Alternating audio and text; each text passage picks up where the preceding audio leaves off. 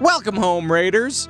Tonight, WoW Arena EU Cup number 3 plus OWL Week 2 Stage 2 and the cleanup after the Western Clash in HGC as Convert to Raid presents BattleNet Sports.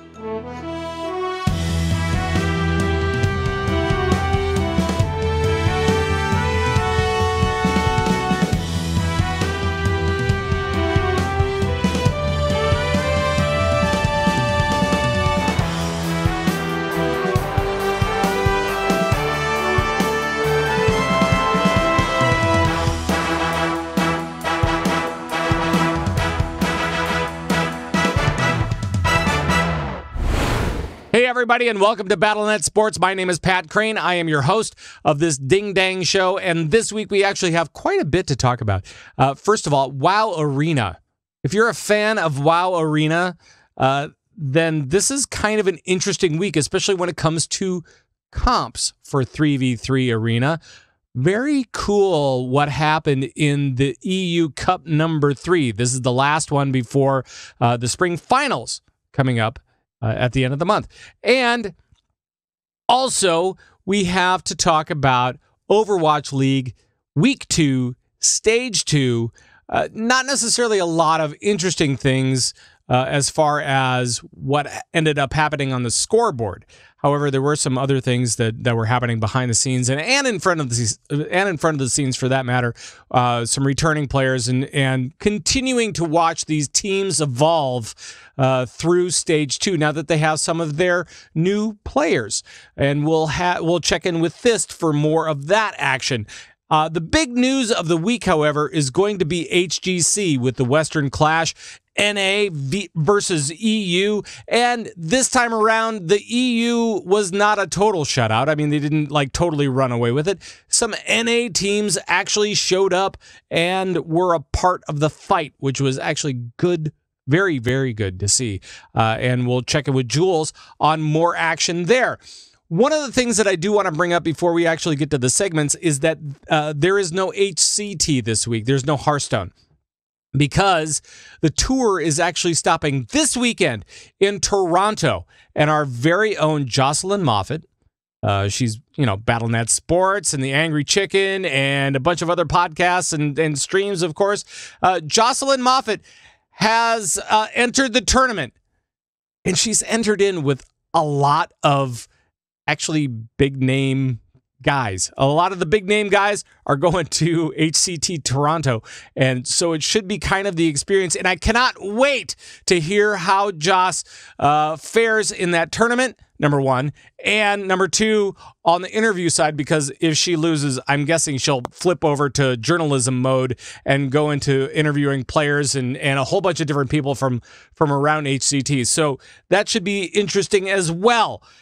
So let's flip over and talk a little bit about the Western Clash with Jules.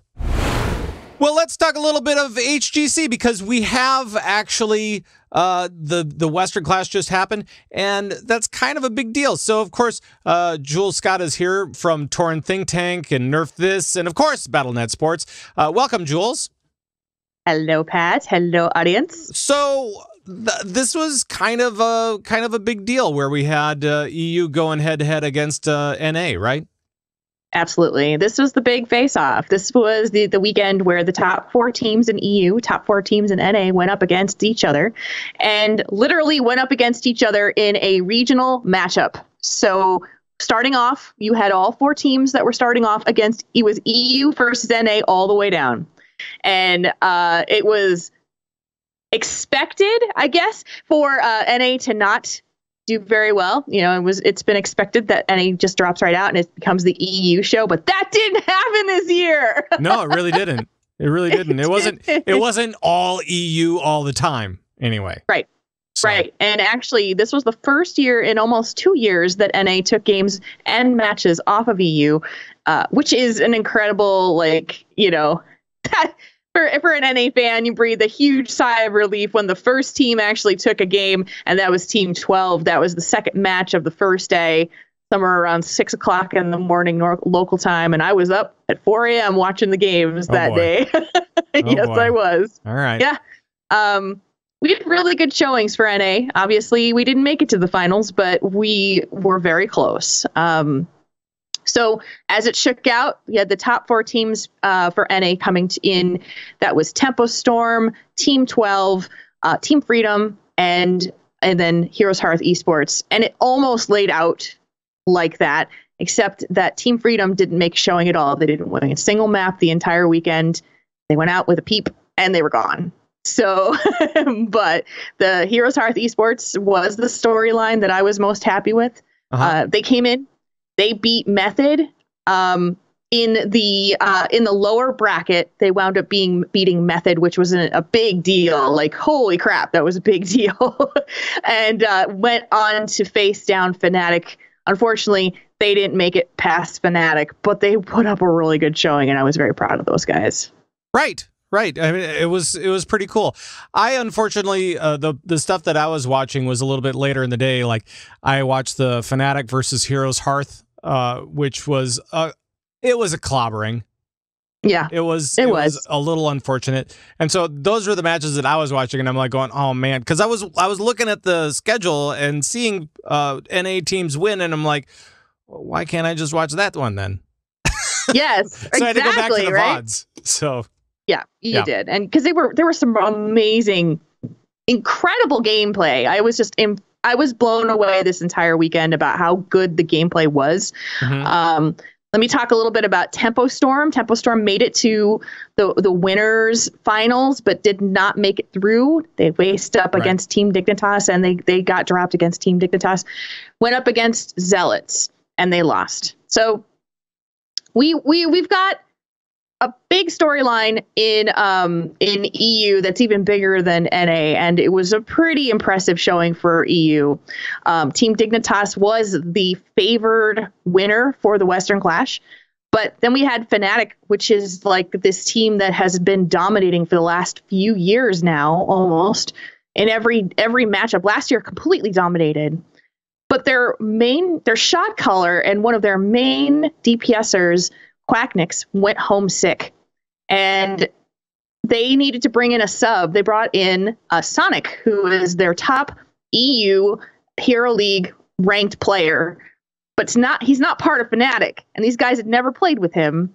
But he came in the day of the first match, and they 2-0'd Team Freedom, like, boom. So Fnatic put up a really good showing, but they did not do what was expected of that team because they were playing with a sub who they'd never played with before. But that happens. Let's talk about the big thing. The big storyline of the entire weekend. Right. Because if you guys want to watch some amazing matches, there's just so many, but you got to watch the matches that involve Team Zealots. Zealots went in, faced off against Tempo Storm on the first day and lost. Dropped to the lower bracket.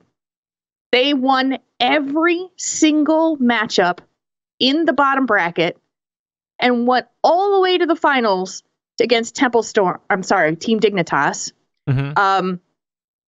And took Team Dignitas to 7 games. I can't even express how amazing that is for this team, because this is a team. Number one, they're unsponsored. They're just kind of this team that no one expected to even make it to the Western Clash. Their storyline was that they had to beat Team Dignitas to get there, and they were tweeting beforehand that they were ready to book vacations. Some of them had actually booked vacations, but then they wound up beating Dignitas to get in and had to cancel the vacations to go to the Western Clash. That's how crazy unexpected it was for what happened this weekend. And it was all because of this kind of unorthodox gameplay, strange drafts that were fitting to their play style. And I have seen some of the most amazing Heroes of the Storm play this weekend. If it was like, those VODs are out there, guys, you got to watch them, because I am now a Team Zealots fan, and I didn't even hardly know I knew of these players, but not as a team. And I'm blown away. I can't. It was a Cinderella story, that, as they kept saying on the feed, and I was like, yep, that's true. I mean, you fought your way through, what was it, 1, 2, 3, 4 games in the lower bracket to win and then make it to the finals. Crazy. That's living the dream right there. And Team Zealots, unsponsored team. So yes. And there's something that I haven't seen this much in the media or anything being talked about. What's that? People have been talking about the storyline of them being an unsponsored team. And even if you look at their tweets, they're saying, hey, look, we're unsponsored. We're looking for sponsor. And I brought this up a couple weeks ago when we talked about the team ownership guidelines that had changed before the first phase of this year. Mm-hmm. And what happens now is that the HGC slots are owned by either the sponsor or the team. And so in the case that a team is unsponsored, it's owned by the players. Their spot in HGC is owned by them. So I don't understand how a sponsor thinks that's a sweet deal, if you know what I mean. You know, you've got to negotiate. What do you mean? Because the spot is owned by the team and not by the sponsor, then therefore they don't get the recognition or whatever as they announce the team? Or the decision-making. Or the decision-making part. Because the team has the right to decide who it is of the roster stays or goes. They could wipe out their entire roster. Well, somebody's going to make the decision. Like if there was a sponsor owning the slot, they could say all 5 of you are out. We're picking up brand new players and we're running that slot under our name, but it's a brand new team. Now the players have so much more control over that play spot. It's a tremendous negotiation tool for them. And I don't know how it would be if I were a player. I don't know why I would want to give that up to a sponsor. What would a sponsor be able to give me in return for that? Do you know what I mean? Yeah. No, I got you. But at the same time, as long as your sponsors are kind of more hands off or whatever, I mean, that shouldn't be, like Jack in the Box. I'm sure that they don't have a big, huge say in who's playing on the Dallas Fuel. So, it's kind of one of those things. It's the guy who has box seats who's sitting there going, oh, no, I like that boy over there. Course. He's a good player. And I'm sure that there's some of that as well. But, it's like how involved do the sponsors want to get when they sponsor a Heroes team versus another esport? I don't know. I think it's important to them because the name of their players represent their brand. Sure. And if their players are not performing up to speed, but they can't choose to remove them. I mean, let's say a player does something that just... You could build a sponsorship deal to be however you want it. So you could say, I will sponsor you as long as you allow me to do this. And then they'll be like, okay, yeah, sure. So you have like your own separate agreement, even though your agreement with Blizzard is over here. So... Sure. Yeah, it's just, it seems like it's added this layer of complexity that I don't even understand. And I don't know if the players themselves understand it either. Because when it comes to a sponsor, they're looking at it from a business perspective 100%. Sure. And how much is it a good business deal to have to negotiate with the players for their livelihood in HGC? Like they're going to try and protect their source of income no matter what. They want to do that. They don't want to get kicked out. Right. So, yeah, it's just something that I wanted to bring up, and I hadn't seen other people bring this up. I'm interested to know what other people are thinking in there. I'd love your feedback out there, audience, and you could tweet us at ConvertTrade because I haven't seen anybody else talking about this, and I think it's important. All right. Sounds good. Well, let's talk a little bit about what we saw as far as the meta and stuff like that with the Western Clash, because I know that there were some change-ups, right? Yeah, this was our first time seeing my Ev in competitive play, which means that nobody knew what the drafts were going to look like. Nobody knew what priority they were going to put on her, and it turned out that she was a major player to the point where she wound up being banned for the good 2/3 of the rest of the days of matches. First day, you saw her come out, make some tremendous plays. So Maev is definitely a key factor. You also saw Blaze come into play, which is an incredible, he was there already, but now Blaze, Maev, Tyrael, it was like this meta that had come out of nowhere. But I do enjoy Blaze. He's fun. Blaze is a good one. I like that hero. All right, and go ahead. There's one more, though. Yeah. If you are playing Hero League, you're probably going to see a whole lot more Stukovs being played as support because of the amazing plays made by Shad from Zealots. And Stukov is my all-time favorite support. Like, I can't even tell you how amazingly fun it is to have him in this opportunity. Mm-hmm. And so to see him, people will like be playing him more, and I'm going to be like, yeah, I told you so. I mean, I make big plays with him all the time, so this is why he's such a cool support. Just pushing you'll people all over the map, silencing, rooting. Yeah, it's awesome. Right. Well, that's cool. So now in 2 weeks we have the Eastern Clash, right? Yes. And then the week after that we pick up with week 6. Correct. For NA March 20th. EU, March 20th. Well, March 23rd is the first match, so Friday, sure. March 23rd. Sure. Anything that we should know as we head into week 6 coming up? Because I don't think you necessarily know what's going on with the Eastern Clash, right? As far as like the team comps and stuff like that. No, I haven't. I mean, I'll probably watch some of it, but I haven't really been paying a whole lot of attention to that region. Sure. So that will be an interesting, just kind of like get a sense of who's playing there. But it'll be important to start looking at it from a perspective of the midseason brawl, because they will be part of that whole, that's going to be part of the competition. So right. You start to see who starts to shake out, but I don't follow that scene. Right. That region as closely as I do for NA and then EU. Right. But if you guys are interested in watching kind of like who's going to, go to battle for all of Asia, watch the Eastern Clash because it should be fun. So, and I'm guessing that we'll see some different meta happening there and all that kind of stuff. So it should be interesting.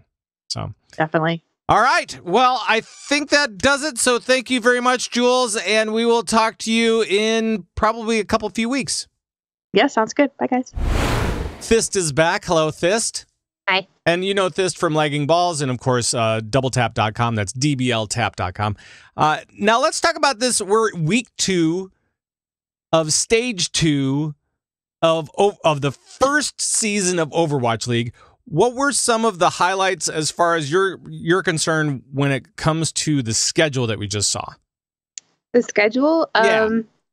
Just like some of the big games from the weekend. Whatever. Oh, some of the big games. Let's see. Let's stop. Maybe Philly versus Houston. That was a good one. That was definitely. Really good. Basically anything that Houston does lately has been just completely explosive and so much fun to watch. And obviously we saw the finals of stage 1.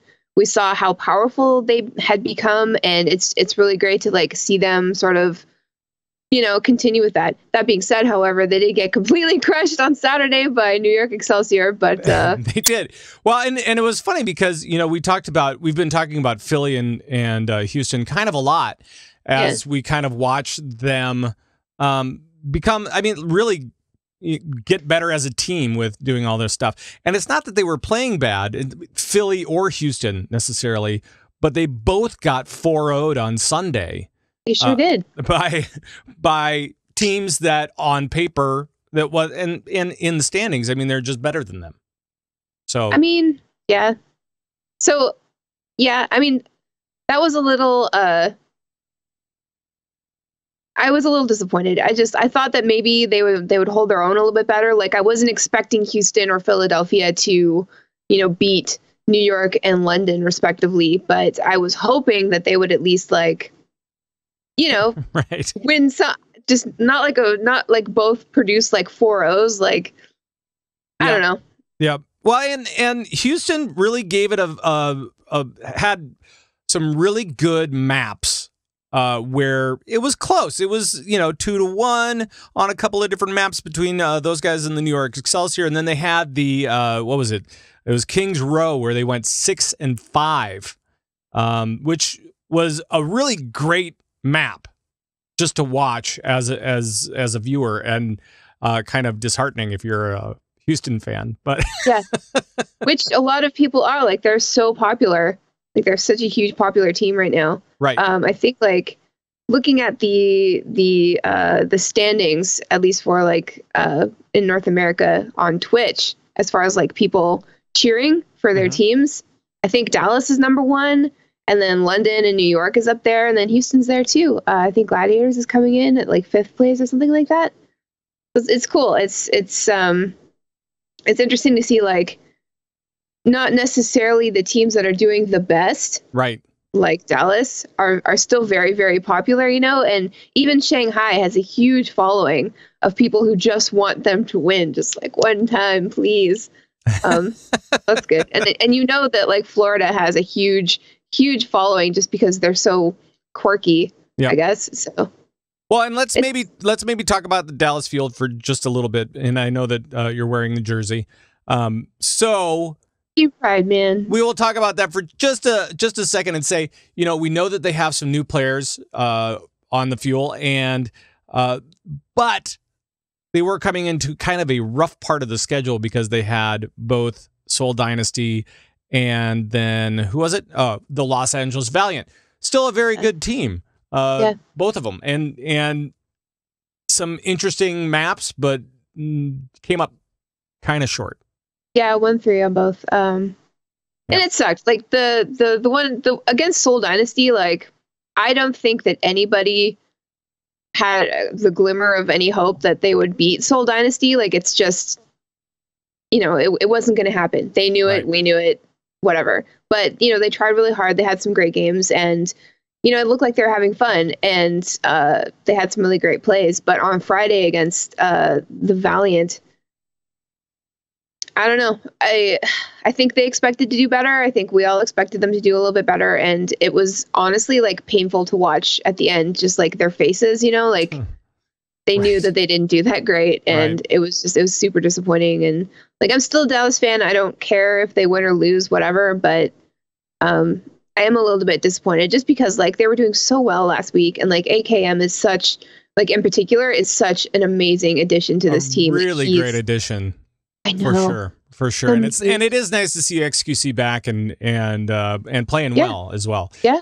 Just taking a look at the standings really quick, the overall standings for Stage 2, Seoul Dynasty is the only team that is undefeated so far. And then in second place, tied for second, really, we have 4 different teams. We have New York Excelsior, London Spitfire, Philadelphia Fusion, and the Valiant. So, I mean, really a lot of great teams right up at the top, and we'll see exactly how it kind of shakes out for Stage 2 in the upcoming weeks.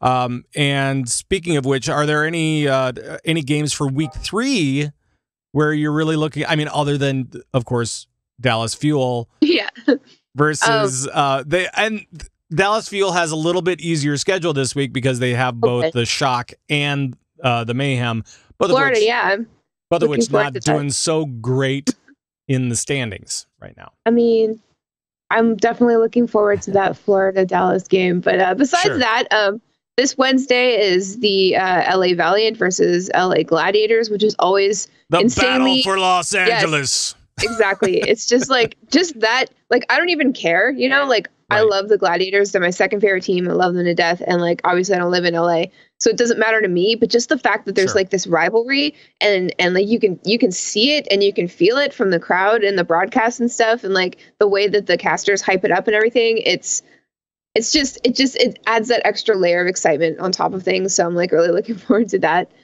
And besides that, I think there are some good matchups on Thursday. Because we have the Fusion versus Seoul Dynasty, so that should be a good matchup. Also, Houston Outlaws versus the Valiant, so that's going to be a good match. That should be really good as well. And then the next day on Friday we have New York Excelsior versus the Fusion. So I'm kind of looking forward to that one as well. So who knows? Like it's interesting because like it's as we get like further into Stage 2. And we know kind of like where everybody stands and how everybody's doing and how these new acquisitions are shaking out and stuff like that.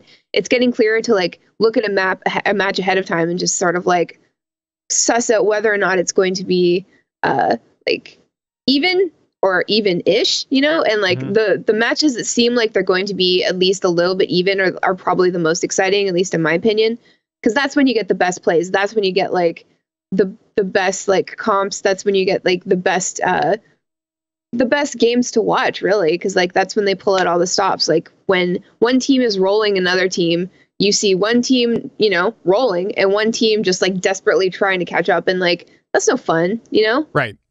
Yeah. You want to see two teams more or less evenly matched, doing what they do best and like trying to outwit the other team, and that's when you get like just the best Overwatch League to watch. So hoping for some of that. I will agree. Anything else Overwatch League that you wanted to discuss in particular? I just wanted to say how cool it was that they were doing the lemons for leukemia during the broadcast. That's true. And they made like some players do it, and some of the casters, and Zoe, oh my god, apparently she loves lemons, so she just like ate some. Right. She just eats them. She was just hanging out, eating them right there, and just talking about how much she loves them. Yeah, she's like, this is fine. This is whatever. Who was it? I know that I think it was one of the Spitfire tried a lemon for the very first time.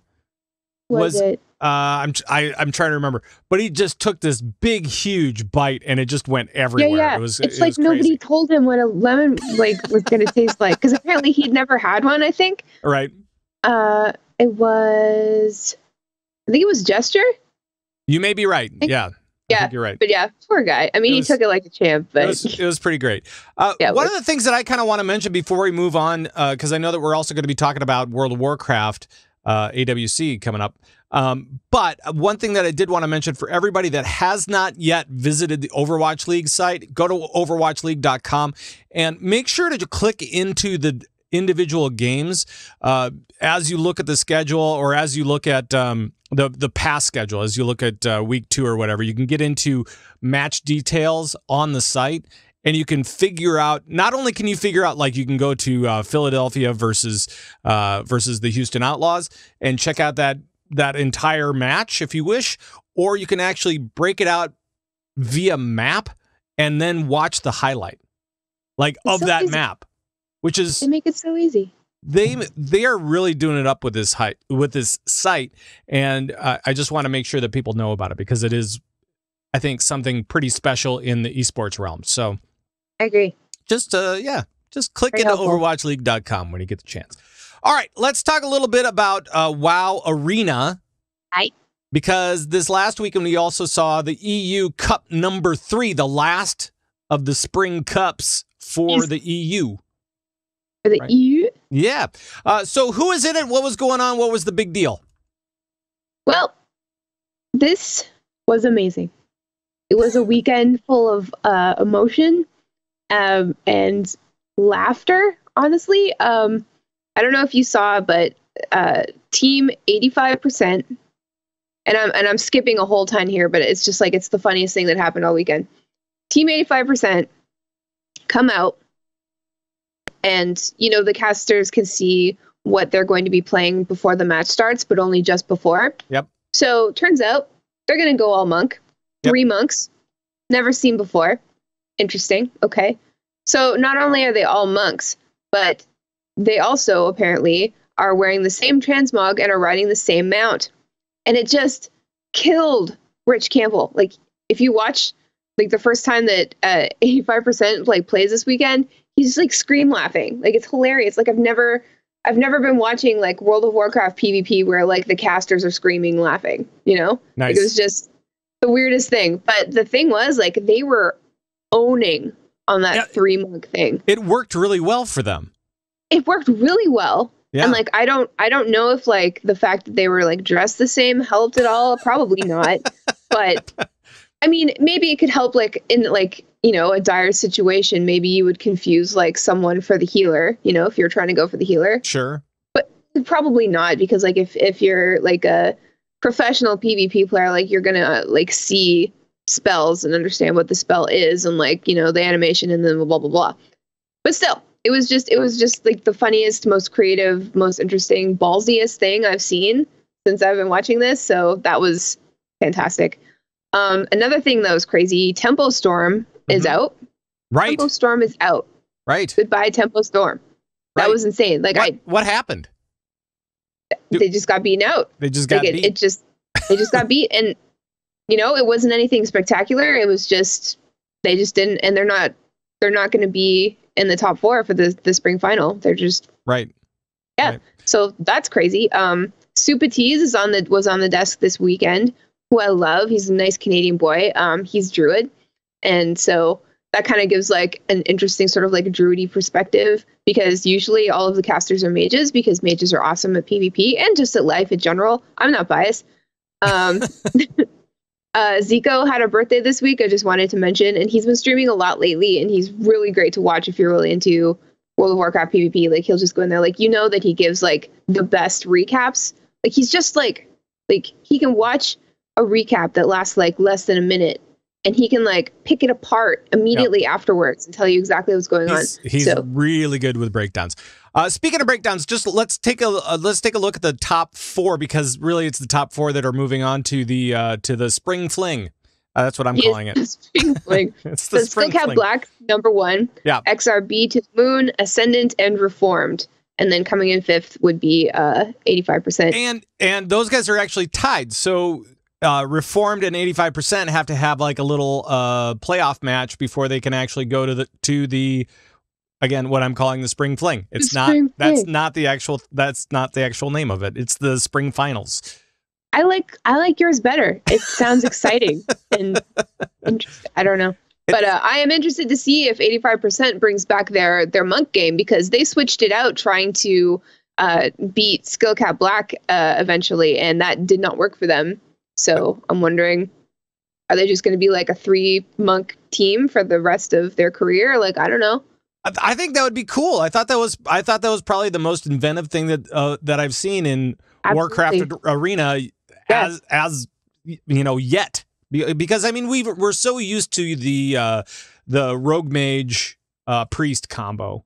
That's been all over, especially in EU. That seems to be like the standard, right?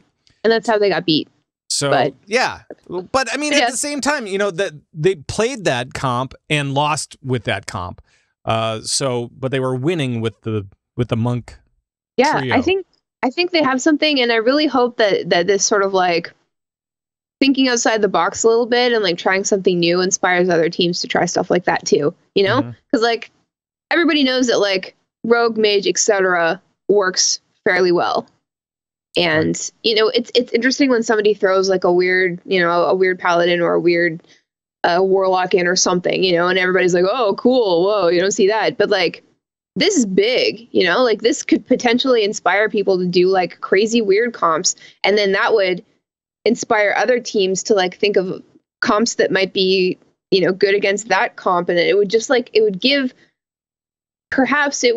World of Warcraft professional PvP a little bit of a shake up and make it a little bit less predictable and more interesting. I think that would be great. And I know that we're coming up, like this weekend is going to be the NA Cup number 3. So this is the last cup before the Spring Fling. And I think I might call up Blizzard and just say, you know what, just call it the Spring Fling. You should. Right. Tell Helenka. He'll be like, I don't care. I don't work on that anymore. You'd be like, Helenka. Yeah, it doesn't work for Warcraft anymore. So as we look at NA Cup number 3, I know that there are a few teams that we need to look out for. We need to look out for Method Orange. Those guys are top dogs. Super Frogs, the Move, Method Black, and the Rejects. Those are the top 5. And I think going into this weekend, we're kind of looking at those guys to make some more moves, right? I definitely am. I'm looking at Orange and Super Frogs. I like those frogs. They pull out the Fire Mage occasionally, and I appreciate that. I think they're my favorite. And lose to it almost immediately. Yes, but still. It happened for like a second, and I was so happy, and I tweeted about it, and I was like, oh my god, you guys! What it was they locked in, and then they went, is that Fire Mage?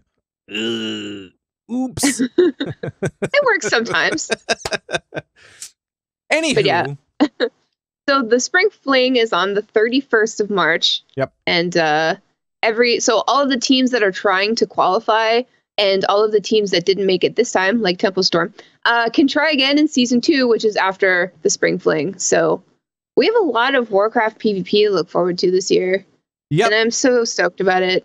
Right. No, it'll be good, and it'll be interesting to see exactly what happens as we get through NA Cup number 3, and then move into the Spring Fling. at the end of the month. So thank you, Thist, for all of your thoughts and feelings. Yes, all of I those have emotions about this. All right. Well, we will catch up with you next week. All right. So that was a very cool show. Thanks again to Jules and to Thist for their contributions to the program. Definitely appreciate it. Can't do it without you guys.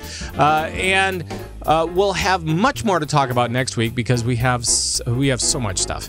We have the preview to the Spring Fling for AWC. We also have week 3 of the OWL that we're looking forward to. And definitely we'll be talking to Joss next week and figure out how Toronto was with the HCT and the tour stopping there. So much to talk about next week. And I definitely want to thank all of those guys. And I want to thank you guys for showing up to the show and taking a listen and seeing what you think. Make sure that you join us wherever we are by heading over to converttoraid.com. That's where we have everything. We have our audio. We have our video. We have our Discord info. We have guild stuff. If you're into WoW, please join us over in our WoW guild. We have our swag store and more. Blizzard news, it's all over there. ConvertToRaid.com. There's also a news section. It's called the Convert to Raid Podcast Network, and it contains shows from our contributors here and in BattleNet News.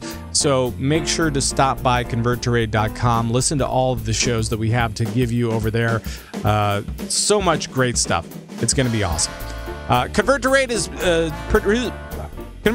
produced and distributed by Signals Media, if I can talk.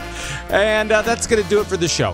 For everybody that contributed here, I want to thank you for joining us once again.